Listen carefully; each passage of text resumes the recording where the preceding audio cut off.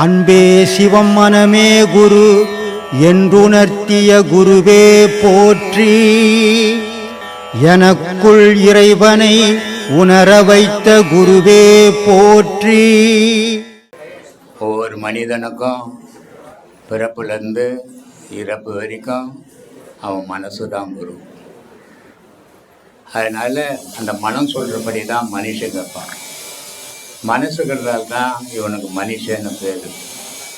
ஆனால் இந்த மனமாகப்பட்டது ஒரு நல்ல வழியை தெரிஞ்சுக்கணும், நல்ல வழியில் போகணும், உண்மையான விஷயத்தை உணரணும் அப்படின்றதுக்காக தான் இந்த கிளாஸு, இந்த ஆன்மீகம், தெய்வ வழிபாடு இத்தனையும் அதுக்காக தான் வச்சுருக்குது.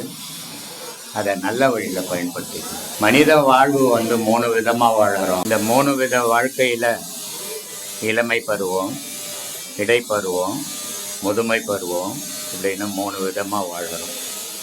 இளமை பருவத்தில் நமக்கு மனசில் வேற்றுமை கிடையாது. எல்லாரும் ஒன்று, எல்லாரும் அண்ணன் தம்பி, எல்லாரும் அக்கா தங்கச்சி, எல்லாரும் தாய்மோ அப்படின்றத உணர்ந்து வாழறோம். இடைப்பருவம் மனம் வளர்ந்து, அப்போ இளமையில் மனம் சின்ன செடியாக இருக்குது. இடைப்பருவத்தில் அந்த மனம்ன்ற செடி ஒரு பருவம் வந்துடுது.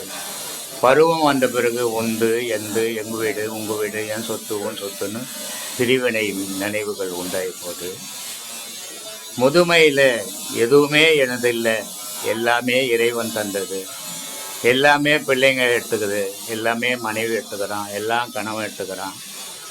கடைசியில் எனக்குன்னு நான் இவ்வளோ காலம் உழைச்சேன், எனக்குன்னு ஒன்றுமே இல்லை இந்த உலகத்தில்.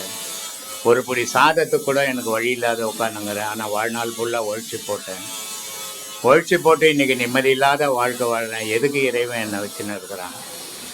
வாழணும்னு ஆசைப்பட்ட மனமாகப்பட்டது அந்த இளமையும் இடைப்பருவமும் முடிஞ்ச உடனே, முதுமை வந்த உடனே மரணத்தை தானவே தேடும்.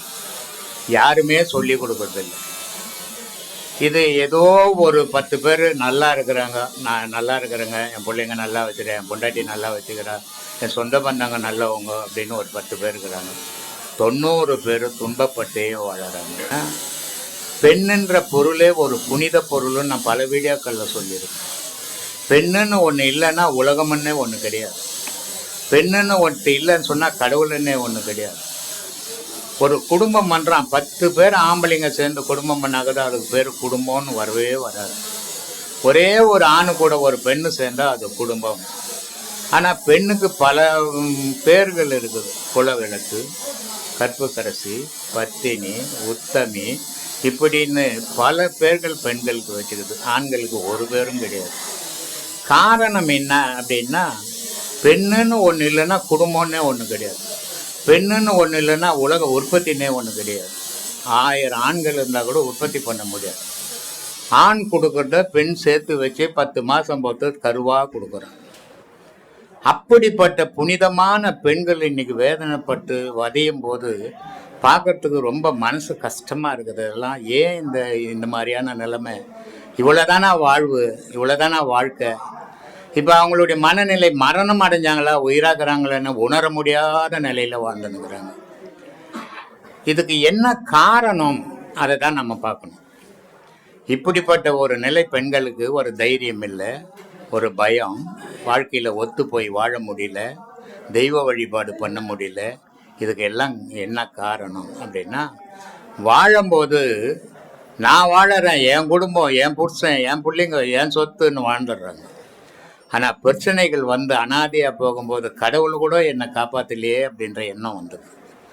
ஆனால் கடவுள் யாரையுமே கைவிடுறதில்லை. புள்ள கைவிட்டுருவான், புருஷன் கைவிட்டுடுவான், சொந்த பந்தம் கைவிட்டுடும். கடவுள் எந்த மனிதனையும் கைவிட்டதே கிடையாது. ஏன்னா படைச்சவன் அவன். அவன் ஒரு அற்புத பொருள். அது இயற்கையாகவும் இருக்குது, ஈசனாகவும் இருக்குது, ஏக்கமாகவும் இருக்குது, ஏங்கிக்கணும் இருக்குது. இத்தனை வகையிலும் செயல்படுற இறைவனை நம்ம சுமக்கிறதில்லை. அதை சுமக்காத்தால இது எல்லாம் சொந்த பந்தங்கள் இழந்த உடனே நமக்கு ஒரு தள்ளாட்டம் வந்துடுது. அந்த தள்ளாட்டத்தில் தவிக்கும் போது தான் அநாத ஆசிரமங்கள் பெருகி போகுது. இதையெல்லாம் மாறணும்னா நீங்கள் இளமையிலேயே வாழ்க்கையை நடத்துங்க, பிள்ளைங்க மேல காப்பாற்றுங்க, நல்ல குடும்பம் பண்ணுங்க, புருஷங்க கிட்ட அன்போடு இருங்க, பொண்டாட்டிக்கிட்ட அன்போடு இருங்க. ஆனால் கடவுள் இது எல்லாம் கடந்து ஒரு பொருள் இருக்குது, அதை நம்ம அடைஞ்சே தீரணும் அப்படின்ற வைராக்கியத்தோடு இதில் பயணம் பண்ணிங்கன்னா அந்த கடைசி காலத்தில் புள்ள வேணா, புருஷன் வேணா, யாரும் வேணா, என்னை காப்பாற்ற கடவுளுக்குறான்ற தைரியம் வரும். மனக்குழப்பங்கள் வராது. மனக்குழப்பத்தால் தான் மனுஷன் சிதைஞ்சு போயிடுறான். அந்த மனக்குழப்பம் இல்லைன்னா மனுஷன் சிதைய மாட்டான், எதை செய்தாவது அவன் வாழ்வான். அப்போ மனதிடம் வேணும். மனதிடம் வேணும்னா இந்த பாதை அவசியம். அதனால தான் இவ்வளவும் பேசுகிறோம், இவ்வளவும் சொல்லி கொடுத்துன்னுக்குறோம். நம்ம ஐயா வந்து நாடம் அடைஞ்சார். அவருக்கு குரு பொதிகை மலையார்னு சொன்னார். ஆமாம். அப்புறம் கணேசசாமின்னு சொன்னார். இப்போ நிறைய ஒரு குரு என்ன பண்ணால் நான் தான் விதைன்னு சொல்லுது, என்னாலெல்லாம் ஞானமே அடைய முடியும்னு சொல்கிறாங்க. அவருக்கு உண்மையான முதல் குரு யார் இருந்தால்தான் ஞானம் அடைஞ்சார். அந்த ஆள் இல்லைன்னா அவரால் ஞானமே அடைய முடியாது. அந்த ஆள் யார்? இது ஒரு நல்ல கேள்வி. இதை கொஞ்சம் டீப்பாக போவோமே. இது கொஞ்சம் டீப்பாக போவோம். கணேச சுவாமிகளே அவர் கூட இன்னொரு சாமியார் வந்தார். யாரே? அங்கையா சுவாமிகளே அவர் கூட இன்னொரு சாமியார் வந்தார். இவங்க ரெண்டு பேரும், கணேச சுவாமிகளும் அங்கையா சுவாமிகளும் ஞானமே பிரதானம் அப்படின்னு போனவங்க ரெண்டு பேரும். அவர் கூட அவரோட நண்பர் ஒருத்தர் இருந்தார். அவர் எப்படியாப்பட்டவர் சொன்னால், பச்சையில தேடி ரெடி பண்ணுவார். அந்த பச்சையிலெல்லாம் எதுக்காக தேர்றாருன்னா, தங்கத்தை தகரத்தை தங்கமாக மாற்றுவார். ரசவாதம் வேணும், நான் இந்த மூலிகை வச்சு தங்கமாக பண்ணுவேன், அதை பண்ணுவேன், இதை பண்ணுவேன், குளிகை செய்வேன் அப்படின்னு தேடி தேடி தேடி தேடி போனவர். ஆனால் கணேச சுவாமிகளும் இருக்கிறாரு, அங்கையா சுவாமிகளும் அடையாளம் இருக்குது. அவர் எங்கே போனார்னு இவங்க ரெண்டு பேருக்குமே தெரியாது. என்ன ஆனார்னு யாருக்கும் தெரியாது. எதை தேடி போனவருக்கு? ஞான பாதையில் வந்தது கூட தங்க எதுக்கு? என்ன பண்ண போகிறான்? என்ன பண்ண போகிறான்? தேவையே இல்லையா? ஆனால் இந்த பாதையிலையும் வந்து தவறுகள் பண்ணால் காலம் அவங்கள இல்லாத காணப்படமாக்கு, அடையாளம் இல்லாத ஆக்கு. ஆனால் இன்னைக்கு இவங்க ரெண்டு பேரும் இருக்கிறாங்க. இவங்க ரெண்டு பேரும் ஒரு நாள் வராங்க வீட்டுக்கு, மாடியில் வீடு. ஐயா இருக்காரு, கணேச சுவாமிகள் இருக்கிறாரு.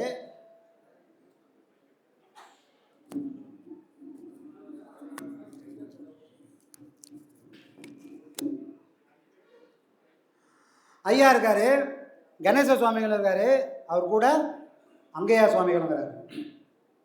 ஆனால் கணேச சுவாமிகள் மௌனவரத்தில் இருக்கிறவர், மௌனத்தில் இருக்கிறவர். அவர் ஐயா என்னைக்கு பார்த்தாரோ அதுக்கு முன்னாடி இருந்து அவரு அப்படின்னு பேசுவார். ஆனால் மௌனத்தில் இருக்கிறாரு. அவர் பேச்செல்லாம் நிறுத்தி இந்த ஞானமே பிரதானம்னு மௌனத்துக்கு போயிட்டார்.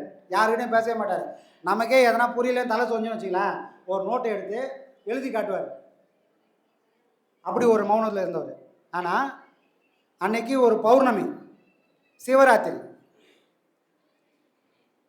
பௌர்ணமி இல்லை பௌர்ணமி இல்லை, சிவராத்திரி அன்னைக்கு இவங்க மூணு பேரும் சேர்ந்துக்கின்னு திருவாசகம் படிக்கிறாங்க. ஐயா ஒரு விஷயத்தை எடுத்து சொல்கிறாரு, அங்கையா சுவாமிகள் ஒரு விஷயத்தை எடுத்து பேசுகிறாரு. இவங்க ரெண்டு பேருக்கும் மாற்றி மாற்றி மாற்றி மாற்றி பேசினே இருக்கிறாங்க. நல்லா ஆர்குமெண்ட் போயின்னு இருக்குது. இவர் உட்காந்து பார்த்துருக்கிறாரு. ஏன்னா ஒரு மௌனத்தில் இருக்கிறாரு. யாரு? கணேச சுவாமிகள் மௌனம், அவர் பேச மாட்டார், பார்த்துனே இருக்கிறாரு. இவங்களோட அந்த உரையாடல் வந்து அளவுக்கு அதிகமாக போக போக போக போக இவரால் பொறுக்கவே முடியல. இவர் மௌனத்தை கலைச்சிட்டு இவரை மீறி, இவரை அறியாமல் இவரும் கூட சேர்ந்து கலந்து பேசினே இருக்கிறாரு. இவரு பேச பேச பேச இவங்க ரெண்டு பேரும் உசாராயிட்டாங்க. இவங்க ரெண்டு பேரும் சைலண்ட் ஆகிட்டாங்க. இவர் மட்டுமே பேசிக்கிறார். யாரு? இவ்வளோ காலம் தவத்தில் இருந்தார். யாரு? மௌனம் தவத்தில் இருந்த கணேச சுவாமிகளே அன்னைக்கு பேச ஆரம்பிச்சிட்டாரு. யார் கூட சேர்ந்ததுனால? ஞான கூட்டம் ஒன்றா சேர்ந்தா ஊமையும் பேசும். பேசினவொன்னே இவங்க ஆச்சரியத்தில் இவங்க கம்முனுக்குறாங்க. அதுக்கப்புறம் தான் அவர் நிதானத்துக்கு வராரு. அட பாவிங்களா, என்ன மௌனத்தை காய்ச்சிட்டீங்களா? அப்போ ஐயா அந்த தொடர்பு எப்படி இருக்குது பாருங்க. அவ்வளோ பெரிய ஞான கூட்டத்தில் இருந்தால் வந்தார். ஆனால் இவங்க தான் இவரை ஞானத்தை அடையதுக்கு காரணமா?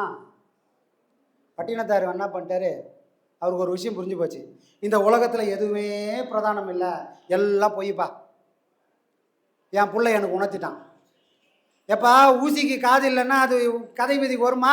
விற்க முடியாது. அதை போல் இந்த உடம்புல உயிர் இல்லைன்னா நயா பைசா கூட உதவ மாட்டேப்பா.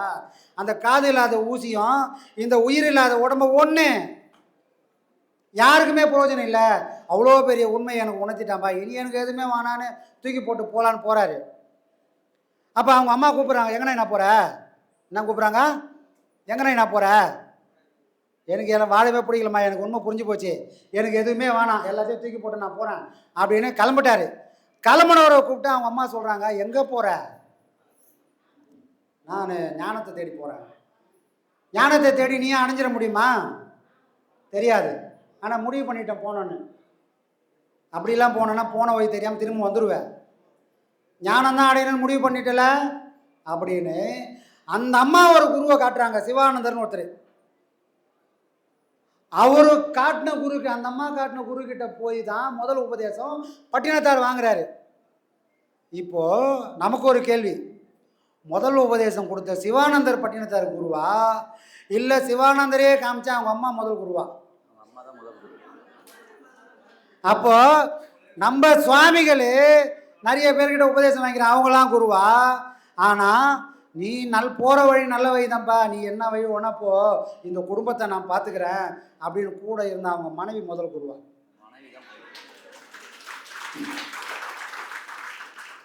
மனைவி இழுத்து பிடிச்சிருந்தா அவர் ஒரு புருஷனாக இருந்திருக்கலாம், ஒரு நல்ல அப்பாவாக இருந்திருக்கலாம், 4 பேர் மதிக்கிற மாதிரி இருக்கலாம், ஒரு நாள் மகன் ஆகிருக்க முடியாது. அப்போ யாரோட தியாகத்தினால ஒரு மகன் வராரு? ஒரு மனைவியோட தியாகத்தினால மகன் வராங்க.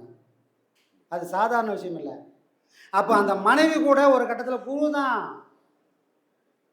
குரு எப்படி ஞான வழி போனால் நீ போகிற வழிக்கெல்லாம் கூட துணையாக வந்து நிற்பாரோ, நீ போகிற வழிக்கெல்லாம் மனைவியும் வந்தால் மனைவியும் ஒரு குரு தான். உன்னை கெடுக்கலையே, உன்னை தடுக்கலையே, உனக்கு எங்கேயும் முட்டுக்கட்டு போடலையே, ஆசையை காட்டலையே, பாசத்தை காட்டலையே, பந்தத்தை காட்டலையே, அப்படின்னா என்ன அர்த்தம்?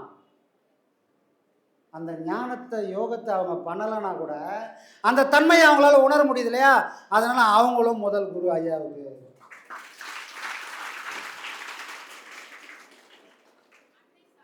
இதெல்லாம் ராமகிருஷ்ணரோட அந்த அம்மாவுக்கு எவ்வளோ பெரிய பக்குவம் இருக்குது பாருங்க. அதுதான் சொல்கிறது, நரகுணம் எங்கே ஒன்றா இருக்குது. அதனால் இது தெரியாத கூட்டம்தான். அவர் இல்லைன்னா இவர் இல்லைங்க, நான் இல்லைன்னா அது இல்லைங்க. பிம்பம் தன்னைத்தானே உருவாகிது. ஆனால் ஒரு மகானுக்கு பின்னாடி, அவங்களோட வாழ்க்கைக்கு பின்னாடி எத்தனையோ பேரோட தியாகம் இருக்குது. ஆனால் தியாகம் பண்ணவங்க யாராவது சொல்லுவாங்களா? சொல்ல மாட்டாங்க. ஏன்னா அவங்க யாருக்கோ பண்ணல, மக்களுக்காக பண்ணுறாங்க. ஐயா கிட்ட நிறைய பேர் டொனேஷன் கொடுக்குறாங்க. டொனேஷன் கொடுத்தவங்க நினைப்பாங்க, நான் போய் ஐயாவுக்கு டொனேஷன் கொடுத்தேங்க அப்படின்னு பெருமையாக சொல்லிப்பாங்களே, கொடுத்தவங்க சொல்லுவாங்க. ஆனால் ஐயா தன்னோட பணத்தை எடுத்து போட்டிருந்தாருன்னா, நான் இந்த ஆசிரமத்துக்கு எவ்வளோ போட்டேன் தெரியுமா சொல்லிப்பாரா?